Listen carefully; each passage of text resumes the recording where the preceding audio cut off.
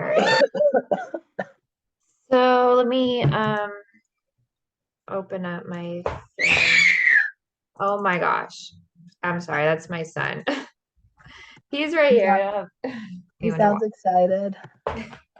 Yeah, he's at the phase where he's screeching a lot. Just like randomly screeching and yelling. That's funny. I Yeah. don't have kids, so I'll be ready for that one day. Yeah, he's a baby. All right, so we're on discussion Seven. for, Wait, well, what? yeah, week 7, Oh, okay. discussion 4. Yeah. Um, so we have to talk about experimental design. Oh shoot, I don't have my book with me. I But can go grab mine. if you want, sure. I did take a few notes. Okay. Uh, I don't. I think I remember going through my book, and I don't remember seeing much about this in the book. yeah, it took me a while to find it, but I did find some stuff about it, like, oops, shoot. Okay. Um, Well, if you have stuff written down, then I think that should be good. Actually, I have some notes. Hold on. Give me 2 seconds. I'm gonna go grab my notebook. okay, you might as well grab the book too. Okay.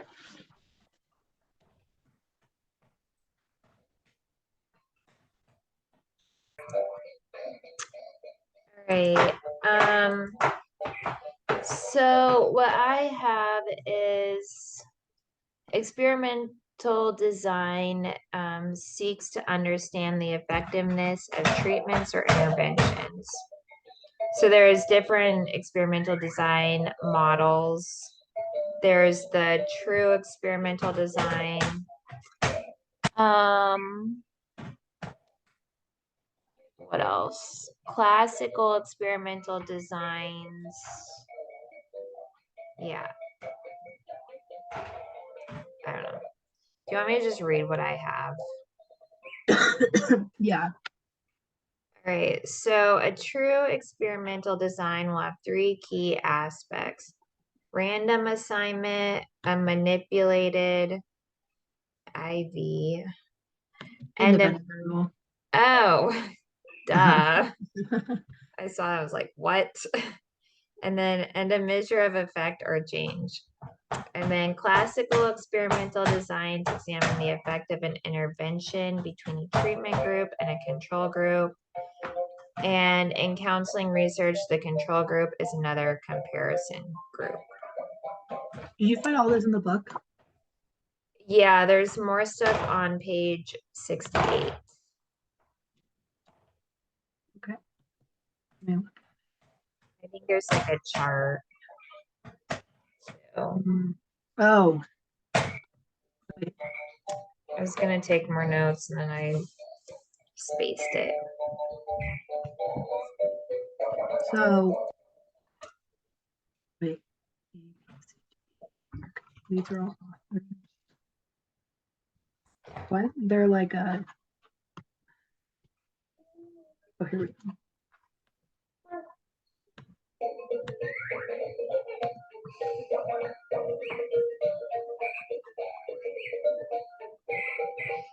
On page 68, I see.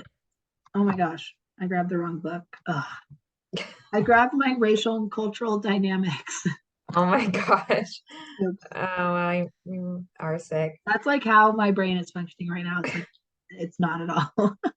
I was like, why Brain can't I find fog. this on page 68? So basically, like an experimental design is, from what you read, it's like the cause and effect relationship using control variables and uh, manipulated ones. Yeah, pretty much. And then, oh, I have more notes. Well, like for my final research portfolio, I'm using a quasi experimental design. So that involves a study in which comparisons between groups are made. So basically just comparing one group to another.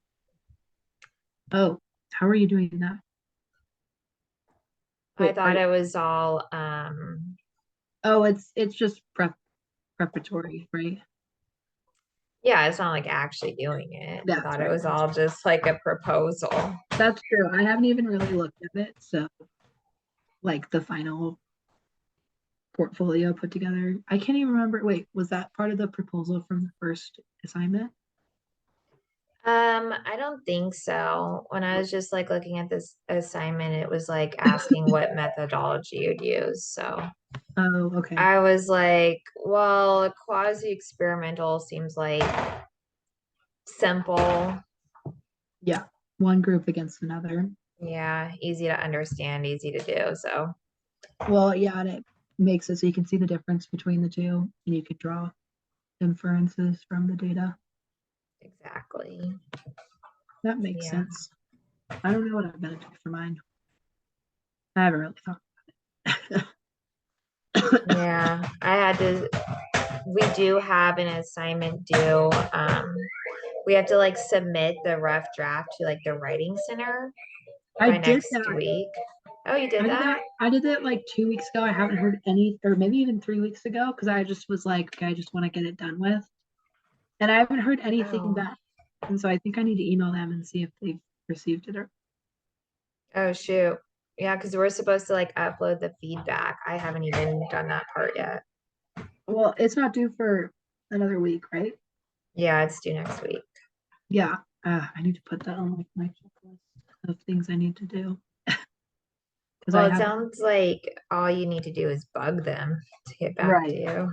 Well, I just want to make sure that they got it. 'Cause I don't even I think I got like a confirmation email, but I'm sure they're I have somebody in another one of my classes who worked for them Oh wow. writing center in LA. And so I'm curious what. Anyways, um, Back okay, to so that's an experimental design. yeah.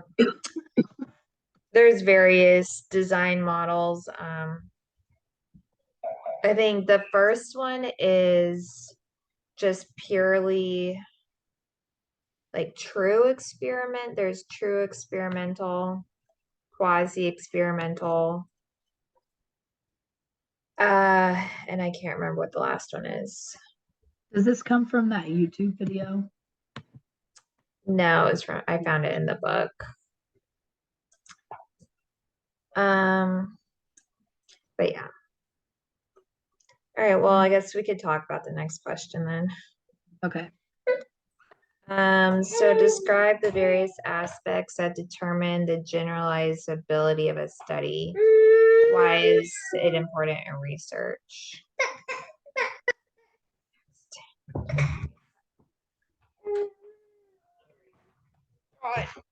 Um, So I also found this in the book. Generalizability is the extent to which findings from a study for a particular set of participants can be attributed to the larger population. So basically, the results are generalizable to the target population. Like it can be used, the target population. Oh my gosh. Sorry. that's okay. Fussy. Give him something to play with. Uh, Um, feel like the generalizability is important because, um, I mean, you have to have you have to find out some sort of like similar but not like too niche characteristics. That way you can compare populations, at least in like similar settings to one another.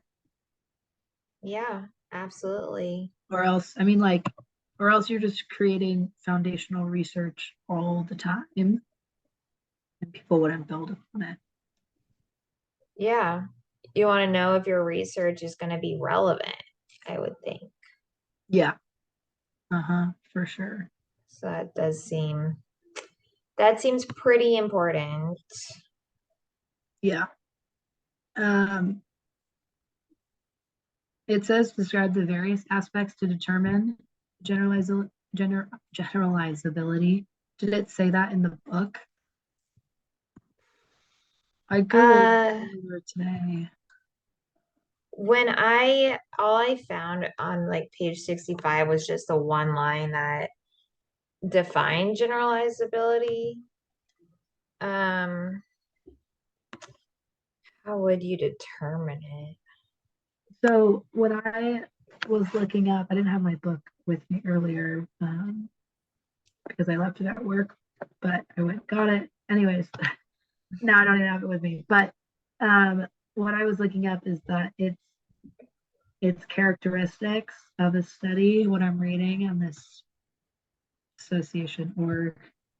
And they have like different characteristics like ages um, and uh, uh, different like characteristics that they're measuring. So like in this one, they were doing a study for um, male and female college students. So like the characteristics were gender and then age.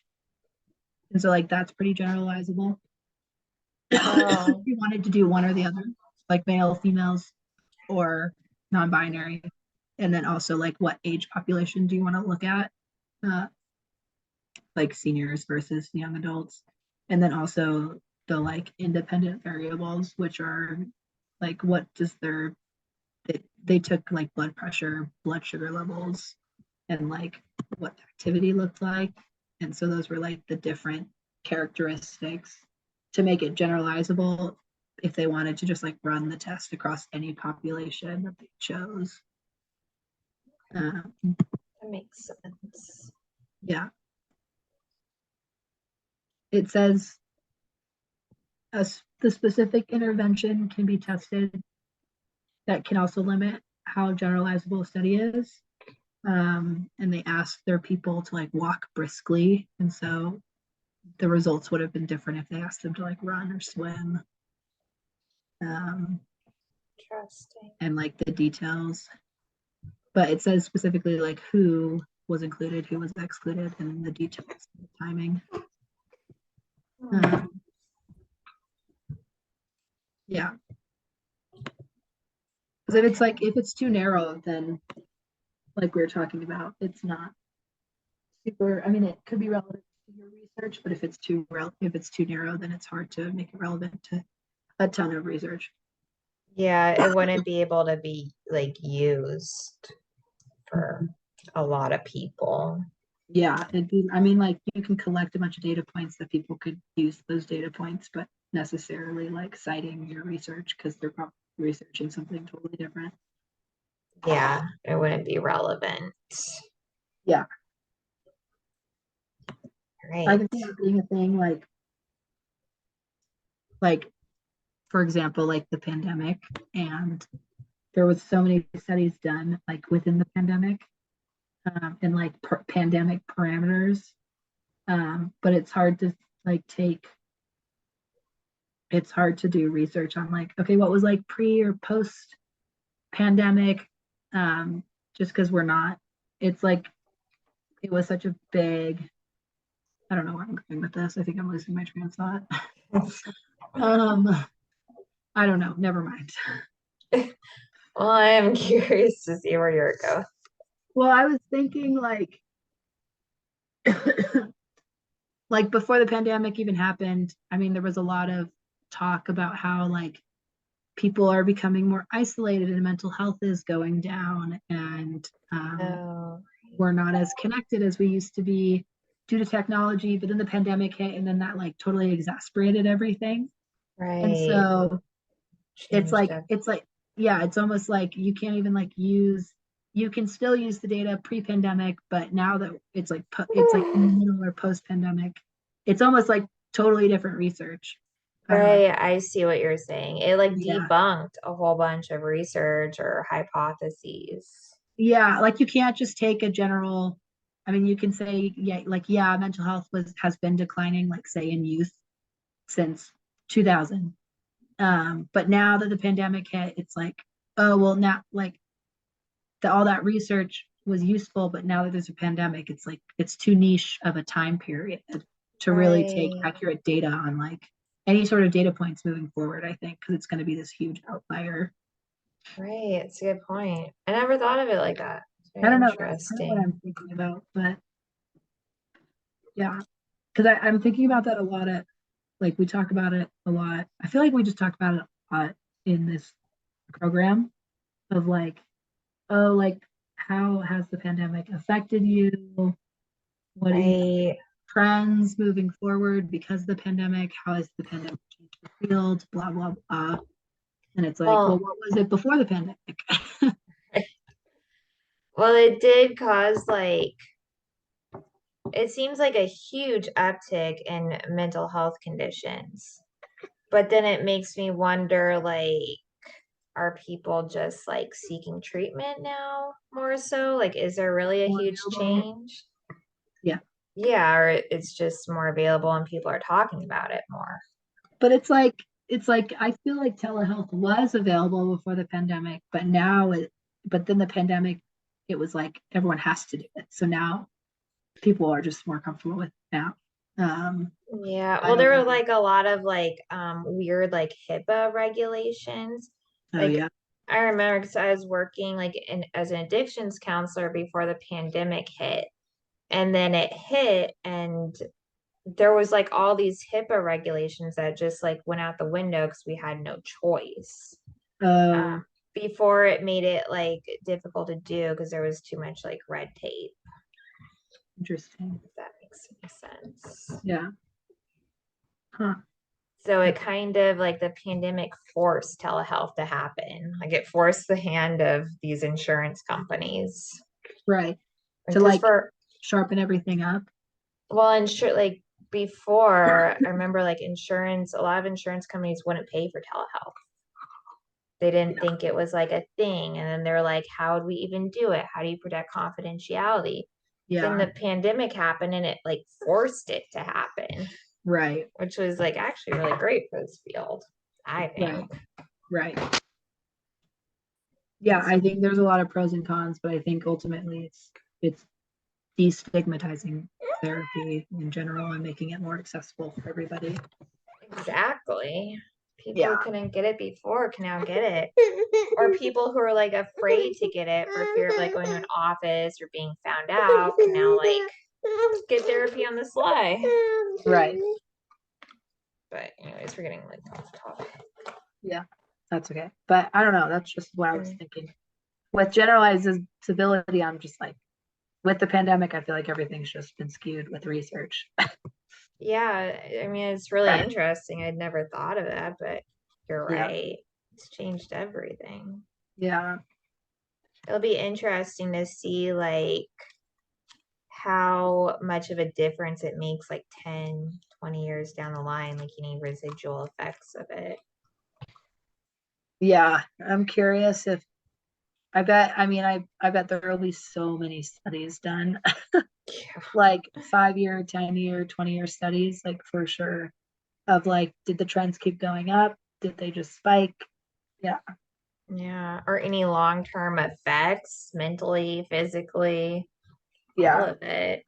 Even Right. the birth rates went down when the pandemic hit. Oh, really? Yeah, people Oh, didn't want to have kids because they were worried that their kids would get sick. That oh, was one concern for me. Interesting. interesting. Yeah. Did you have a COVID baby then? Um, he was born January 2022. So 2 years after the pandemic. Yeah, still kind of a pandemic. Yeah, like we couldn't, it was just me and my husband that were allowed in the delivery room and we had to wear masks the whole time and had to be tested. Oh Yeah. my gosh. So kind of. But you're the sale. God, dude. I'm It's okay. Don't worry about it. sorry. That's just like, So anyways, the last discussion question.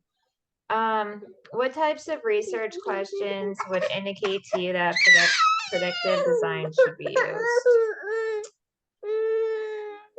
Hold on.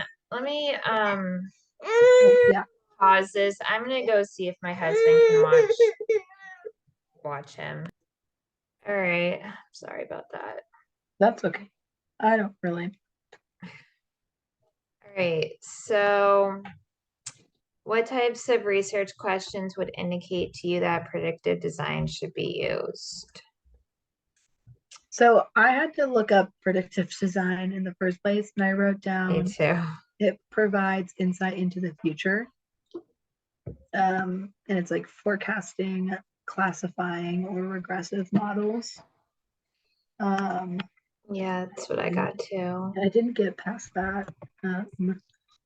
But research questions. So what I found on APA like dictionary, they gave an example. They said a researcher might collect high school data such as grades, extracurricular activities, teacher evaluations, advanced courses taken, etc., in order to predict such college success measures as grade point average at graduation, awards received, and likelihood of pursuing further education. So basically, a type of research question that I came up with would be what activities may increase the likelihood of an individual pursuing advanced education. So kind of predicting what would it take for someone to pursue an advanced education. It's almost like a hypothetical event. Yeah. Yeah. So like what would it take for blah blah blah to happen? I think those might be the kinds of questions. Yeah. Like, I'm trying to just think of one off the top of my head. Like, how much studying would I need to do to get an A in this class? Yeah, You that's know? a good question. Yeah. And so it's like, or how much reading, like how many hours per week? And it's like, well, maybe you need to read 4 hours a week. Maybe you don't need to read 1 hour a week. It's maybe, Right. Or how much exercise to lose 10 pounds. oh, yeah, that's a good one because it's like a very set goal. Yeah. So basically questions that would help you to predict the future, predict what's But, going to happen. oh, so like, if I go back to like my main research question, then I don't even remember what it is in my proposal, but um, I think it was something along the lines of, um, I don't even remember. I don't remember if how I worded it because that kind of makes a difference. But Yeah. depending on my proposal, I feel like that would lean me towards a predictive design. Oh, yeah. Well, I had a couple research questions. I guess for mine, like a predictive research question would be, um, what interventions or treatment options for ADHD or would decrease ADHD symptoms in females compared with males? Oh, Because I'm studying ADHD for my yeah, thing. yeah, that leans more towards predictive. Mine, my question, yeah, I had a few questions, but I don't think any of them. My first question was, does wilderness therapy work? And that's like the most vague question ever, but it's not really predictive. I mean, You could turn it into a predictive yeah, with question. like certain parameters. But my next question was, how does wilderness therapy address the needs of the client intended? And that's not really predictive. You could That's say That's more Like, like answering a question. It's not or really you, like forecasting. well, you could say, will wilderness therapy decrease depressive symptoms in adolescents Yeah, I or put something? does induced stress of wilderness alleviate symptoms or worsen them? Okay. Yeah. So rather than saying like do, you could say like it will. And I think that would be a predictive question, Oh, I see. right? Because it's kind of like from my understanding, it'd be like a hypothesis, like this is what's going to happen. I predict this is what's going to happen. Oh yeah. Okay. Yeah. So um stress induced, will stress induced wilderness therapy maintain symptoms? I don't know. I mean, I already wrote my questions, but Yeah, yeah, I but already wrote mine. They're not, I was just trying to see how to transform them into a I predictive know. question. Yeah, that makes sense though. I would have to come up with like a specific parameter. I didn't, I kind of defined it in my proposal, but yeah, Yeah, same. Mine's kind of vague. yeah. Well, I feel like that's how all my stuff is at the beginning of the semester. I'm like, oh, this wasn't a very good paper. Sounds interesting though. Yeah, not much research. What was that? Not much research. Oh, on wilderness therapy? Mhm. Yeah, I I did come never. across a I did come across a study though that one of the therapists, this is a predictive design question. It was about wilderness therapy counselors, and it was how much counseling do wilderness therapy instructors need to alleviate PTSD symptoms? Oh, wow. That is a good Mhm. example of predictive design. Yeah, and one of the therapists that I used to work under, she wrote that paper for her master's program. Wow. I'm Yeah. interested. So did it alleviate PTSD? Um, so they never actually got to it because Oh, they most of the study was collecting data on what the symptoms were and how much counseling they received, and then they didn't even get like a solid uh, population to really study. oh, Um, that's too and bad. so their initial question got transformed into what are the common like PTSD symptoms shown by wilderness therapy Um, instructors. And then like at the very end, it was like, our we suggest further research for like how much counseling can help alleviate these symptoms, like either still working in the field or post working in the field. yeah, that definitely sounds like it would be a really beneficial study Yeah. Mhm. for a lot of people. There's tons of people struggling with PTSD. And Yeah. It having was a more treatment options would be helpful. right. Yeah, it was interesting. But yeah. I have a ton of clients with PTSD. Where do you work again? Right now I'm doing my internship. Oh, you So are. yeah, I'm almost done with it. I'm almost Oh, graduating. oh my gosh. So I'm working in private practice in downtown Portland. How is that going? Really good. I have like 14 clients doing real like mental health therapy sessions. Pretty cool. Oh my gosh. I'm starting my practicum next summer. Oh wow. Yeah. Cool. Have you picked out your site yet? No, I live in a pretty small area, so I have to pretty much like cold call and ask Oh, that's everybody. Like it's not even it's not really an option of like, will they choose me? I will choose them. It's more like, okay, what are my options? I literally have to like apply and interview everywhere oh, because that it's so sucks. limited. Yeah. Mhm. I wonder if you could do anything like just virtually. Well, that was brought up in the orientation because there's a woman who lives in Puget Sound in Washington, and she was like, the person or the agency agreed to doing like half of it virtually, and then they were like, no, you can't do that because she was like, the boat ride, the ferry ride to get there is heinous for only like a few hours a week when I first start, and they're like, no, it needs to be in person, and so she's like, sure. Oh, that's I terrible. know, and I was like, oh my gosh, I feel for you. That sucks. Well, Yeah, it's still worth a try though. Like, yeah.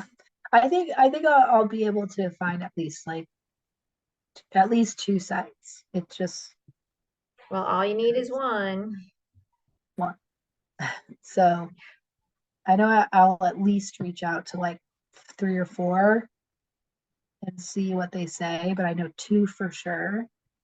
Just depending on like what their capacity is. But I know our area is like 3 to 4 months out for mental health sessions, for therapy sessions. So like it's a Oh, dire need in our community. Yeah. really needed. Mhm. Well, then it shouldn't be too hard, hopefully. Yeah, I'm hoping that somebody's just like willing to sign on with all the Antioch stuff. So Yeah, it took me, I got really lucky. I had a place picked out and it was all set in stone. And then it's a long story, but it fell through. So at like the very last minute, I had like 2 weeks to find a new site. yeah. Otherwise, I was gonna have to wait another term. So I was like freaking out and calling everywhere, and they were all full. They already had like way more interns than they actually needed. But I got really, really lucky and found one that agreed to work with me. And you have enough clients for in a private practice to do that? Yeah, they have like wait lists for clients. Wow, that's cool. Yeah, so I actually have like for internship, you only need like 10. I would like when you're doing your practicum, make sure to factor in for no shows. Yeah. Because it's like during my practicum, I was actually under the hours that I needed because of all the no shows. So Oh, I had to do like practicum continuation this term, basically on top of my internship to make up for the lost hours. So I would like, if I were you, I would overbook oh, just because hours. you'll get no shows. No shows are very common, Yeah, that's what I figured. sadly. Yeah, just so that you make sure you get enough hours. Otherwise, you'll have to make it up during your internship, Yeah, which that's good. sucks because that costs more money too. Right. No, that's good to know. 'Cause definitely. Uh, Yeah, it's like 500 extra bucks. uh, Just because I was 8 hours short, I was like, really? oh my Yeah. gosh. Whoa. 8 hours? Yeah, I was 8 hours short. I had 32 and you have to have 40. Oh my gosh. Holy moly. So when are you done? This spring? May. Yay. That's Yay. exciting. Yeah. And it's exciting for you too, starting your practicum. I know I'm kind of nervous, but I'm ready to move on from like the school Yeah, work. I was nervous too, but it's also exciting. That's when stuff starts getting real. Can finally do the work that you've been studying about for so long. Right. Yeah. And actually talk to people and stuff. Yeah. When you were interviewing, did your site ask you about um like what sort of theories you like or what you're interested in? Yeah, they asked like the population that I want to work on, the treatment modalities that you like to use, what your experience is, all that Okay, stuff. cool. Yeah. I need to prep for that. Yeah. Pretty standard stuff, Yeah, I think. yeah, cool. Yeah. But it sounds like if there's like a huge need for therapists, it's probably not going to be too difficult for you.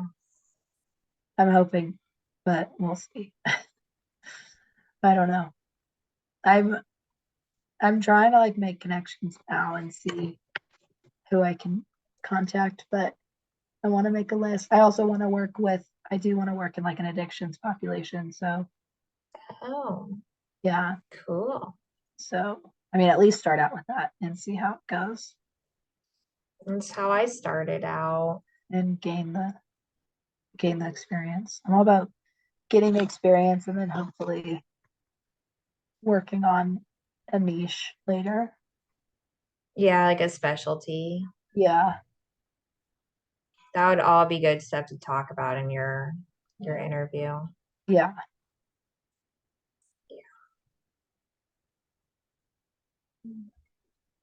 Why addictions? I don't know. It just intrigues me. They seem like a very challenging population. Like Yeah. I think every population is difficult in a different way. Um, I don't know. I think my professor just like really sold it. Have you had Dr. Grant? Name sounds familiar. She's like long blonde hair, lives in Utah. She's been working in the addictions field for like 15 years. Oh, yeah, I think I saw her had her for my assessment and testing class. Yeah, she just like really sold it, I think.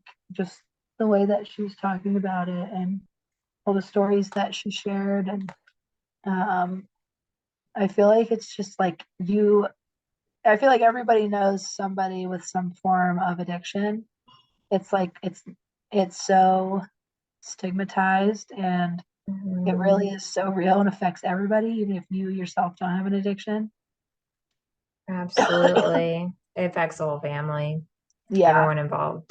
yeah, literally. And it's like so burdensome to everybody. So even like family counseling and counseling with the person who's struggling with addiction, I find it very interesting. Um, and like getting to the Yeah. root of like, okay, what's up here? What's going on behaviorally? And like, let's get down there. Yeah. Because typically it's a coping method for something else, like For sure. a lot of Yeah. PTSD, a lot of trauma. Uh-huh. And from working in an addiction field, I've noticed like a lot of co-occurring disorders that like have gone undiagnosed, particularly ADHD. Interesting. Pretty common. I've seen so many people with ADHD self-medicating with substances. Huh. Yeah. I mean, that's like what I mean, I've taken a few addictions classes and that seems to be the common theme is just comorbidity and understanding Yeah. that it's not just addiction. It is also depression, anxiety, ADHD, PTSD. It can be Bipolar is another bipolar. one. Personality disorders are uh, they're super at risk for substance use disorders. Yeah. Um, yeah, just like risky behaviors in general. Yeah. So Yeah. I feel like it's like a never ending career that you can go into as well. Absolutely. It's very, very needed. Yeah. And then also kids. Like I would also work with kids, but I've already kind of like worked with kids for a few years, so I kind of want to dip my toes into something else. How you want to work more with adults? I don't know. I'm like working at a domestic violence agency right now as a case manager while I'm in Oh, school. wow. And I'm like, oh my God, Oh, it's adults got to are be tough. hard. Yeah. Kids are like, I find kids like way easier to talk to and like make them laugh and they're so like malleable. And some of the women that I talk to at work, I'm like, okay, this is not like because I don't know, they see you as another adult and they're kind of just like, F you, I don't care what you have to say. Like, because they have a more developed brain, they just don't really see you as they just see you as like a resource. They don't see you as someone who actually like knows like the cycle of abuse and like has worked with people every single day, has like seen this. They're kind of just like, I just want what I want and you can give it to me or not. And so it's really difficult. Wow. And adults like have a lot more autonomy and I think consequence in their lives and like children have. I think if children have autonomy, yes and no. Also like they have I don't see them, they don't get as stuck Like adults get stuck. They're like, I've made this choice. It's gonna be my life forever. And kids are like, I made this choice, but hopefully I can move on, you know? Oh, interesting. I Yeah. wonder if that's just like the area that you're working in. 'Cause like my experience is a lot different. Like I never want to work with children, Yeah. adolescents. I don't think I can I work with find it, anybody younger than like 14. Yeah. yeah, I just find adults easier to work with. I They're, think yeah. I think a lot of it has to do with like where you're working. Like private practice is completely different than like let's say community Community. mental health. Oh, yeah, for sure. I think Like community mental health, if I did that for a long time, I'd probably get really burnt out. yeah, I would too. That's why I don't want to do it. Yeah. But like, I don't know, adolescents, teenagers, to me, I think that would be the hardest population to work with.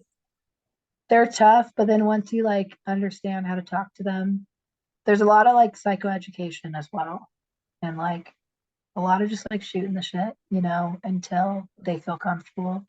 And then you just talk to them and teach them how to really emote Yeah, because we don't learn how to emote when we're kids. true. Stuff they don't teach in school. Yeah, if anything, we're socialized not to emote. Yeah. Keep it all bottled inside, Yeah, especially boys. yeah, especially Sad. boys. Mhm. Yeah. So I don't know. I mean, I'll figure it out one day, but Yeah. You have time as part of school. You do it all and then figure out what works for you. yeah, It's the exactly. exciting part. Exactly, exactly. Well, we got like way off topic. I know. Oh well. But I think we answered all the questions in the discussion. Yeah, we definitely. Are there any more left, Jessica, that we have to do? It's a good question. I don't know. Let me They're look. kind of out of order. Oh wait, yes, there's one. Oh wait. Yeah, they are out of order. That's how I like missed the other one. I was like, I Discussion week 10. think that may be the last one. Let me, I thought we were oops. on week 10. We're so behind on this Yeah, class. but it I'm kept never getting doing like, asynchronous again. Like this is so confusing. yeah, it kept getting pushed back. Um, oh, there's two more. Hopefully, Discussion 10 and week 12. hopefully we won't have to do this. Hopefully we can do it after Thanksgiving and we won't have to like rush it in before Thanksgiving. Yeah, I'll have to email the teacher because that's the confusing part. We're on like week 11 right now. Yeah. So I don't even know when discussion week 10 is due. Okay. Okay. Well, once So, it happens, I can create the Zoom link next time. okay, if you want to, it's no problem for me to do it either. Yeah. I'll just email the professor and just ask her Okay. when the last two are due. Okay. That sounds good to me. All right. Cool. Well, I guess yeah, and then I'll just upload this to the discussion forum. Perfect. Thank you. And You're welcome. we'll be in touch for the next one. Yeah. Well, I hope you feel better. Thank you. Have a good weekend and see you later. Okay. See ya. Okay. Bye, Susie. Bye.